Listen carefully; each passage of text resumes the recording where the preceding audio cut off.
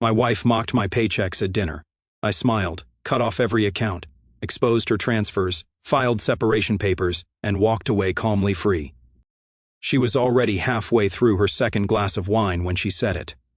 I just refilled her water, hand on the pitcher, napkin still across my lap. Her voice was light, rehearsed, like she had practiced the line in her head just for this moment. Is Paychecks cute like a starter pack? And just like that, something inside me stopped, not snapped, not cracked, just stopped. The table erupted, plinks of cutlery, a chorus of laughter too sharp for the dim lighting. One of her friends actually wheezed. The guy next to her spilled a bit of his martini from laughing so hard. And my wife looked so proud of herself, like she had finally been accepted into some sorority of sharp-tongued housewives with Botox smiles and least luxury. I didn't say a word. I didn't even blink. I just nodded once, topped off my own glass of water, and looked at the waiter. "Check, please," I said. They were too busy laughing to notice how fast he brought it. They definitely didn't notice. I tipped him 40%. I stood, helped her with her coat, and walked her to the car like a gentleman. She leaned in on the way home, still buzzed, and said, "You know I was joking, right? You're so sensitive sometimes." I smiled, eyes on the road, totally hilarious. By morning, 3 things had happened. The joint checking account was down to $87.24. The shared savings was emptied and reallocated to a trust account in my name only. And I had opened a new personal account, one with no shared access, no paper trail to the house, and absolutely no credit card attached to her purse. It didn't even feel like revenge. It felt like I had taken a deep breath for the first time in years. And before we go deeper, I need to say this. If you are one of the 98% who watches but hasn't subscribed yet, it would mean everything to me and my small team if you hit that button. We are grinding every day to hit our first 10,000 subscribers, and your support genuinely fuels us to go harder and sharper with every story we tell. Back to her smirk. What she didn't know and what made her laugh so hard was that she just handed me the knife. She thought I was too simple, too dependable, too non-threatening to ever push back. That night, she joked with her friends about how I still wore Costco jeans and drove the same truck since 2009. What she didn't realize was that every dollar I didn't spend on flash, I spent on making sure she never saw the cliff coming. And no, it was coming. Because behind the calm smile I gave her at the table, behind the gentleman routine, behind the quiet drive home, was a man who had paid every bill for 19 years, the mortgage, health insurance, groceries, lawn service, holidays, even her goddamn wine club membership. I bought silence for almost 2 decades. She just cashed out the last check with a punchline and a wine glass. What she failed to realize is that a man like me, quiet, steady, unseen, is the worst kind of person to mock publicly. We don't explode, we plan. So when she curled up beside me that night, still giggling in her sleep like the evening was a triumph, I lay there watching the ceiling fan turn and turn and turn. I wasn't thinking about what she said. I was calculating what it would take to make her feel it. The moment she woke up the next morning, I was already sipping my coffee, checking the new account dashboard on my phone. Green everywhere. She came down yawning, kissed my cheek. "You're up early." I shrugged, just organizing things. She didn't even notice the box on the floor by the kitchen table. Old tax folders, statements, utility bills, everything she never touched. She poured her coffee, hummed to herself, and I realized she had no idea she had already lost. The next time she handed a card to a cashier, it would flash her red air. And the smile on my face, that wasn't revenge. That was freedom. It was a Tuesday afternoon when the first crack showed. She was at a boutique in the West End, one of those places with fluorescent lighting, minimalist hangers, overpriced tags that screamed, "Divorce someone for this." She picked out a pair of shoes that looked like the love child of an Italian loaf in a spaceship and swiped her card. Declined, she laughed politely. "That's weird," she said to the teenage cashier who couldn't care less. Tried again. Declined. "Must be something with the bank," she mumbled, before pulling out her phone and pretending she had urgent texts. She left the shoes on the counter. That was the first little sting. 2 days later, brunch with friends. Same circle from that dinner. Same performative laughs. She reached for the check, this time, trying to reassert her financial dominance after that awkward boutique moment. And her card blinked red again. Declined, this time in front of everyone. "I think Chase is having issues," she announced, her voice sharp at the edges, trying to laugh through it. One of the girls, Vanessa, raised an eyebrow. She nodded stiffly. "Yeah, glitch or something. Only it wasn't. Not a glitch, not even close." Then came Thursday. She swiped into her gym, the fancy one with eucalyptus towels and someone always refilling cucumber water, and nothing. The keycard light stayed red, the gate didn't move. Try again, the guy behind the desk said. She did, still red. He scanned the screen. Looks like your account is inactive, ma'am. What? That can't be right, she snapped, suddenly aware of how many Lululemon-clad women were behind her. I'm just telling you what it says. She left. Didn't even do her rage Pilates. By Friday, the credit card company finally called. Friendly tone, just a courtesy check-in about some unusual transfer activity. A polite way of saying, why did thousands of dollars vanish overnight from accounts that haven't moved in years? She hung up and called him immediately, straight to voicemail. Then again, same. By the third call, she stopped leaving messages, just dialing. When she pulled into the driveway that evening, she half expected chaos. Maybe mail on the floor, maybe a notice taped to the door. Instead, the house was pristine. Too pristine, like it was frozen in time. He was in the kitchen, calm, making coffee, pour over like he always did, meticulous. She walked in, scanning him like a detective in a crime scene.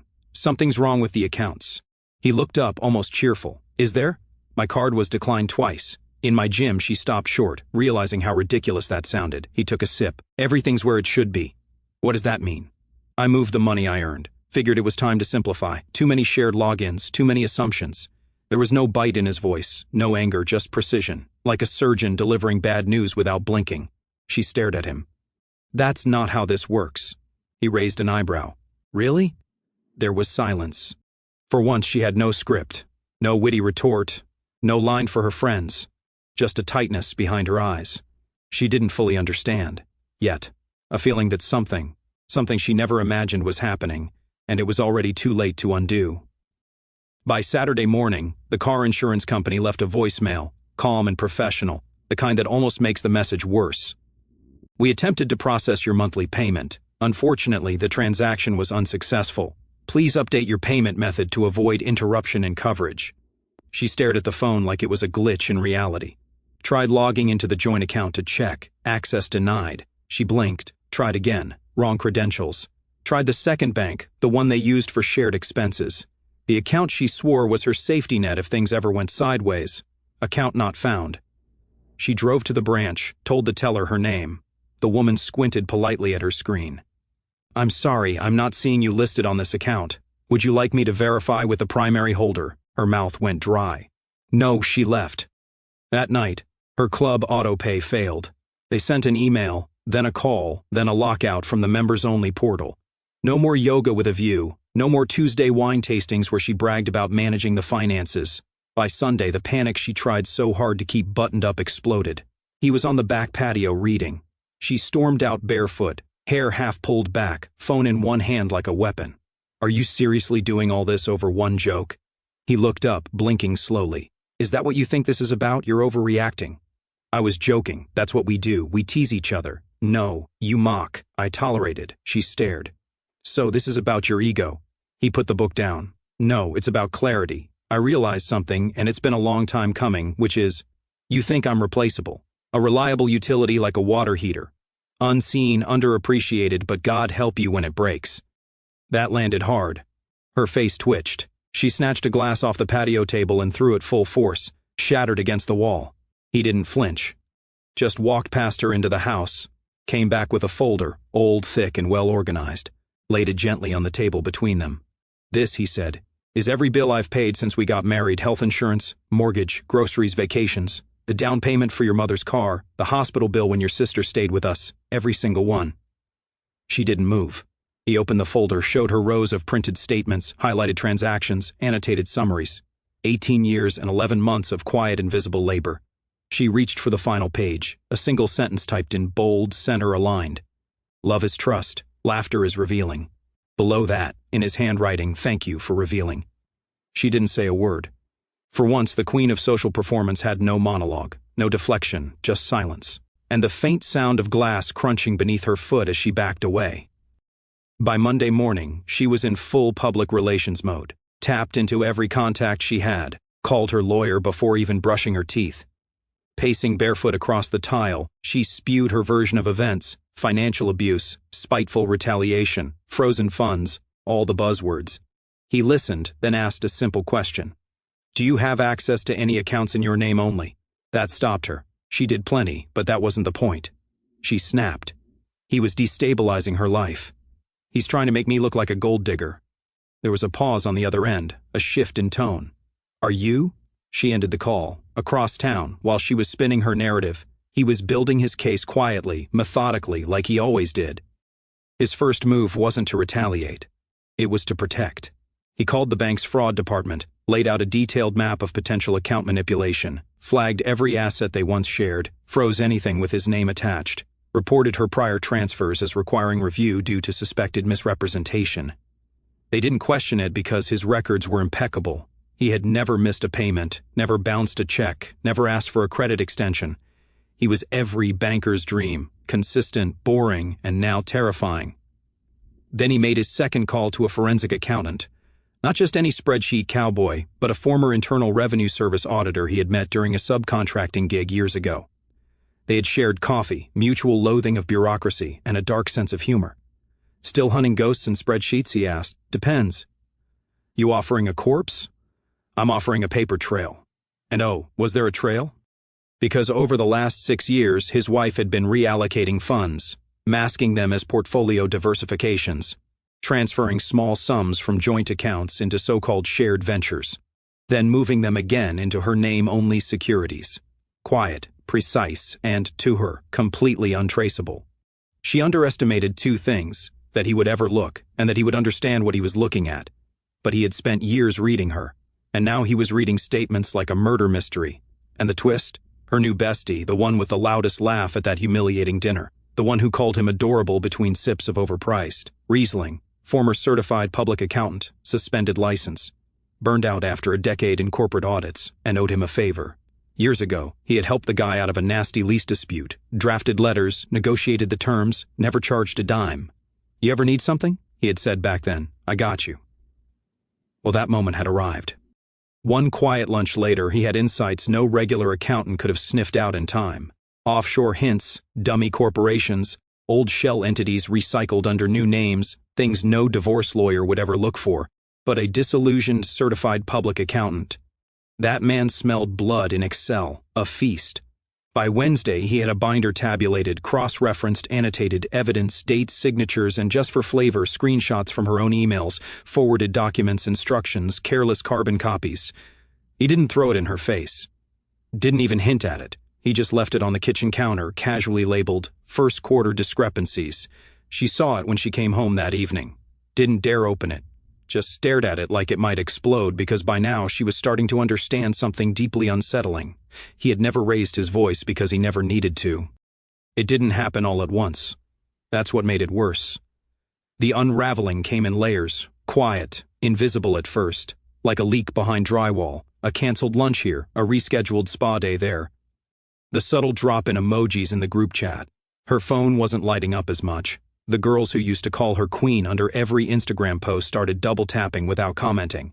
And then not even that. It clicked one morning when she checked her story views. Mira, Vanessa, Lacey, gone. No likes, no hearts, no yes girl. She brushed it off as just the algorithm. But even she didn't believe that. The truth was out in whispers. Somewhere between Pilates and poolside rows, word had spread she wasn't who she said she was, not financially, not personally. The woman who once bragged about never needing to check a price tag was now fumbling her way through brunch with prepaid visas and hoping no one noticed the split-second delay between her laugh and everyone else's. Then came the party. She tried to reclaim some ground, host a wine night, sent out the texts, rented glassware, ordered catering. When the invoice hit her inbox, she clicked pay now, smiling as she imagined the evening's photos. Card declined. She tried another, declined, called the vendor, asked if they would accept Venmo. They didn't. She canceled the order, claimed she had food poisoning. No one responded with feel better. A few didn't even see the message. She stood in her kitchen that night, staring at the fridge like it had betrayed her.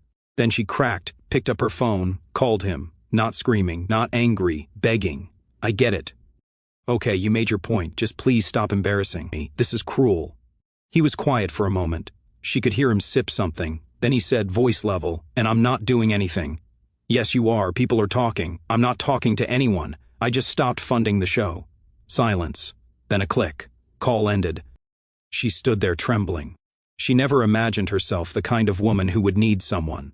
But now, stripped of the scaffolding he had quietly held up for 2 decades, She was exposed, naked under fluorescent light. The next morning, in a move of desperation disguised as decorum, she called her mother. Whined, complained, painted herself the victim in broad, sloppy strokes. "He's shutting me out, Mom. He's turning everyone against me." Her mother didn't say much, just promised to look into it. That night her mother did call him. He answered on the second ring. "Hello, this is Susan," her mother said, measured and tight. "I'd like to understand what's going on." She's saying, he didn't let her finish. "Ask her how much she's been lying." "I'll wait." There was a pause, sharp inhale, then he hung up. No follow-up, no apology, just silence. And that silence, ironically, made more noise than any accusation ever could. Mira had always been her confidant. Not just a friend, her mirror, her sounding board, her keeper of secrets. They had shared champagne-fueled nights and whispered confessions built on years of trust. Or so she thought. So when Mira texted out of the blue, "Lunch?" Just us, she didn't think twice. They met at a quiet bistro uptown, white linen, no crowds. The kind of place where uncomfortable truths can be shared behind tasteful silverware and neutral jazz. Mira was already there, hands folded over her phone like she didn't want to touch it anymore. She smiled tight. "You look tired." She forced a laugh. "I've been dealing with some financial static." Mira didn't laugh back, didn't even blink. They ordered salad for her, just water from Mira. Then, without preamble, Mira said, "I know about the account." The fork stopped halfway to her mouth. "What account?" Mira didn't flinch. "The shelf fund. You used my lawyer, remember? You had me help you sign the incorporation documents. Dummy limited liability company, that little emergency reserve in Cayman." Her throat closed. Mira went on. "You said it was just a precaution in case he ever got boring." "Your words." She tried to smile. "Mira, that was years ago." He reached out. The words hung in the air like a suspended blade. Her entire body went cold. "He what?" 3 weeks ago asked me about some old financial moves you made. Said he was trying to make sense of a strangely organized household portfolio. Very calm, very polite. She didn't speak, just stared at her water glass like it might offer an escape hatch. "I didn't say anything at first," Mira continued, lowering her voice. "But then he mentioned dates, transaction times, amounts, offshore identifiers, things I didn't even remember." Her lip quivered. "He has everything." "No, he couldn't. He does. Even the offshore detail, the blind trust, the escrow movements, all of it." She started shaking, not visibly, but her hand on the napkin had gone pale from how tight she clutched it. Mira leaned forward, voice barely audible now. "And he's not angry. That's the scary part." She blinked hard. Mira added, almost apologetically, "You married a guy who never yelled. Didn't complain, just observed. All those years you thought he was passive, but you were building a sandcastle in the tide, and now the water's rising." She pushed her chair back suddenly. "I have to use the restroom." Didn't wait for a reply. She barely made it to the stall before the tears came, hot, ugly, raw. She sat on the closed toilet seat, face in her hands, shaking. The kind of cry that doesn't even make sound at first, just a physical unraveling. She had always thought secrets gave her leverage. She never imagined they would become her cage. And now the walls were closing in. Not with a bang, but with calm, clinical precision. She wasn't supposed to be home yet. Her Pilates class ran late on Thursdays, followed by her routine green juice, a scroll through curated affirmations, and then maybe a passive-aggressive call to her mother. That was the rhythm, predictable, polished, hollow. But that day something itched under her skin, an instinct. Maybe it was Mira's voice still echoing. Maybe it was the eerie silence from the friends who once made her feel untouchable. Maybe it was the look her barista gave her, like he knew something she didn't. She skipped the juice, drove home. The house was too quiet. No music, no blender, no distant hum of the dryer. He always ran right before she remembered laundry existed. She stepped inside and instantly felt it, the weight in the air, the absence of distraction. Then she saw him standing at the foot of the stairs, a single suitcase by his side.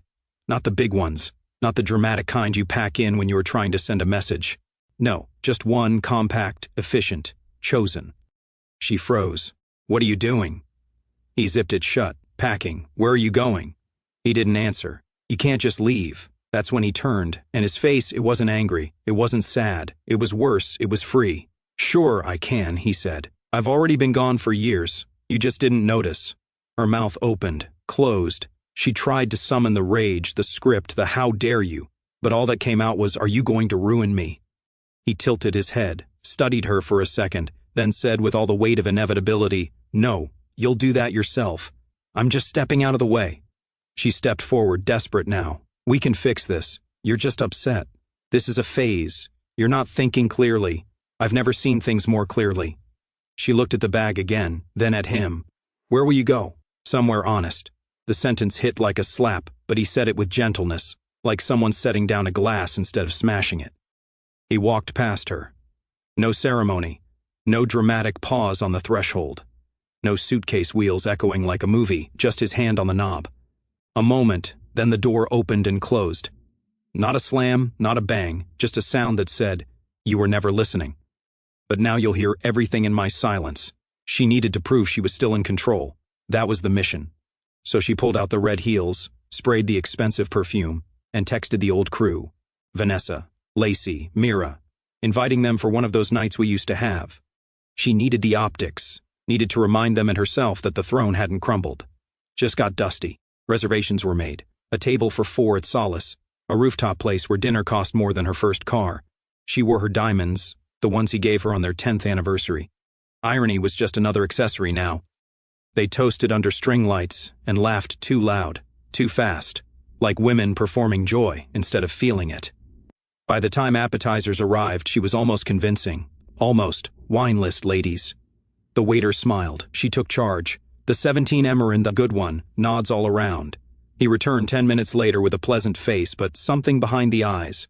That little flicker of discomfort they try to hide during awkward moments. "I'm so sorry, your card's been declined." She blinked, smiled too wide. "That's odd. Try this one."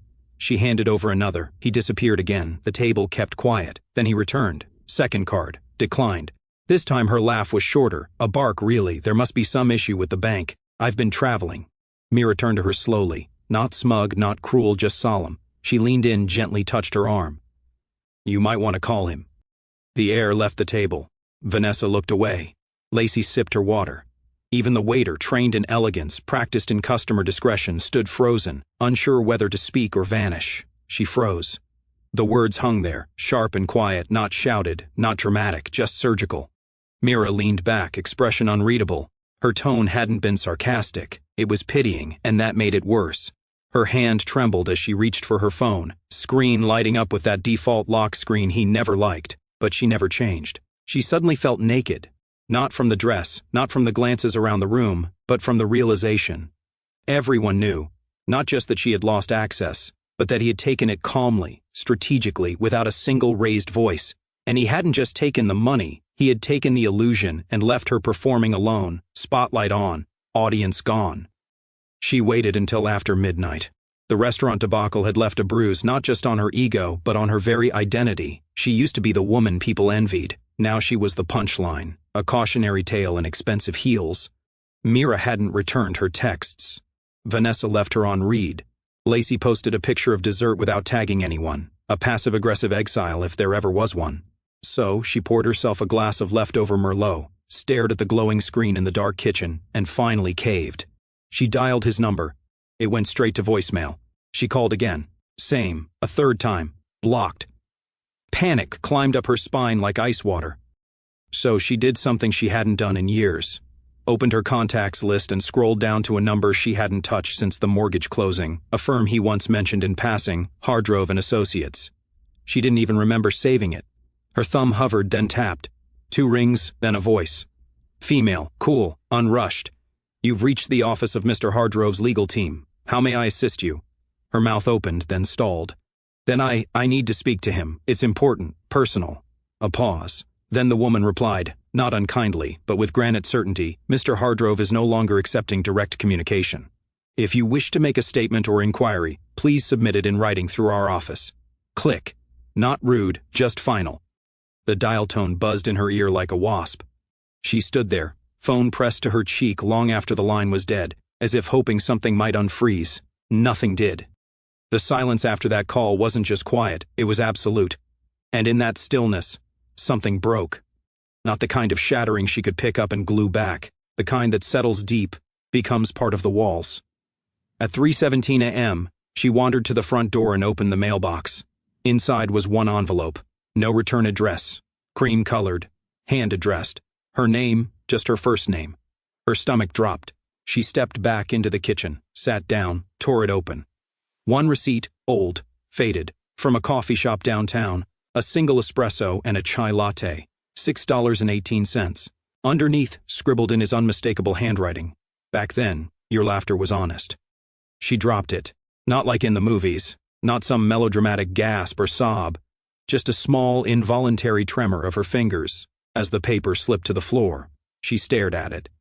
At the timestamp, 11:03 p.m., exactly 1 month before they had moved in together, back when she laughed because something was funny, not because someone richer was watching.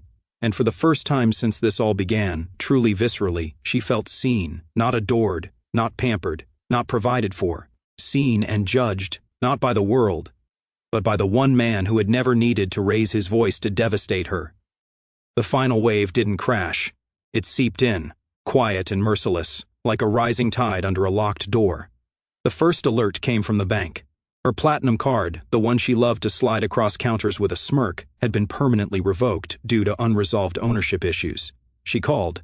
They transferred her 6 times, then told her politely that the primary on the account had filed a removal request, fully processed, irrevocable.